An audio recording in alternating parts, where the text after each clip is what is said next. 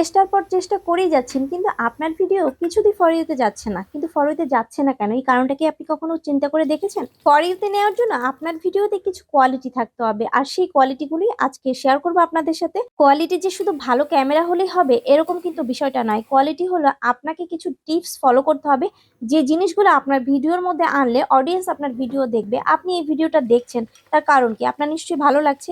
ভালো যদি না লাগতো তাহলে কিন্তু আপনি চলে যেতেন।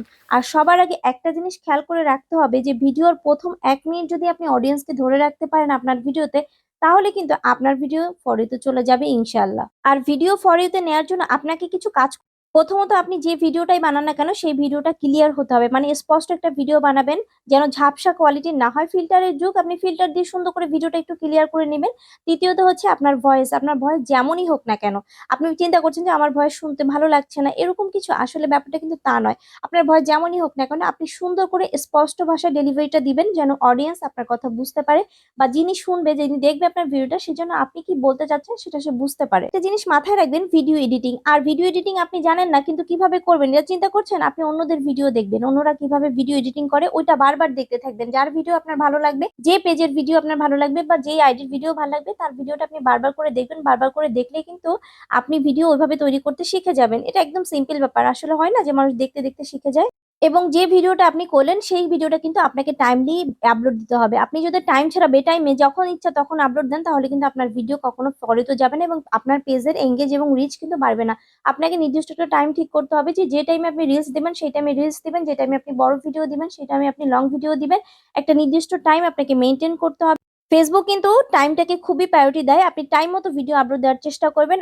আর সবথেকে মেইন বিষয় হচ্ছে আপনি আপনার পেজে বা আইডিতে ফোকাস করবেন। এবার কিভাবে ফোকাস করবেন? সারাদিন কি আপনি আপনার আইডির মধ্যে বসে থাকবেন? না, আপনি কিন্তু অন্যের ভিডিও বেশি বেশি করে দেখবেন এবং ভিডিও দেখার পরে সেখানে ওই ভিডিও রিলেটেড একটা গঠনমূলক কমেন্ট করে আসবেন। আপনাকে 4টা 5টা এরকম কমেন্ট কিন্তু করবেন না। আপনি একটা কমেন্ট করলেই কিন্তু যথেষ্ট। আর হচ্ছে বাকিটা সময় আপনি আপনার পেজে কমেন্ট যারা করেছে তাদেরকে রিপ্লাই করবেন। রিপ্লাই দেওয়াটা কিন্তু অনেক ইম্পর্টেন্ট একটা বিষয়, কারণ রিপ্লাই যখন আপনি দিবেন তখন কিন্তু আপনার সাথে অন্যদের আইডির সাথে বা অন্যদের পেজের সাথে এঙ্গেজমেন্টটা তৈরি হবে।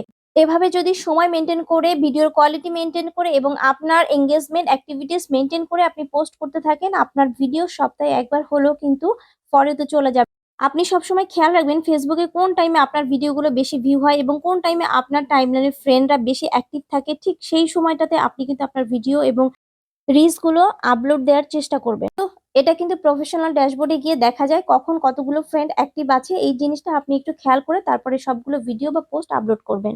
শীত এসে গেছে তাই জলপাইয়ের আচার বানালাম। আচারের রেসিপিটা আপনাদের কেমন লাগলো আর ভিডিওটা সম্পূর্ণ আপনাদের কেমন লাগলো একটু কমেন্ট করে জানাবেন। যদি ভালো লাগে এরকম ভিডিও আরো শেয়ার করবো আপনাদের সাথে।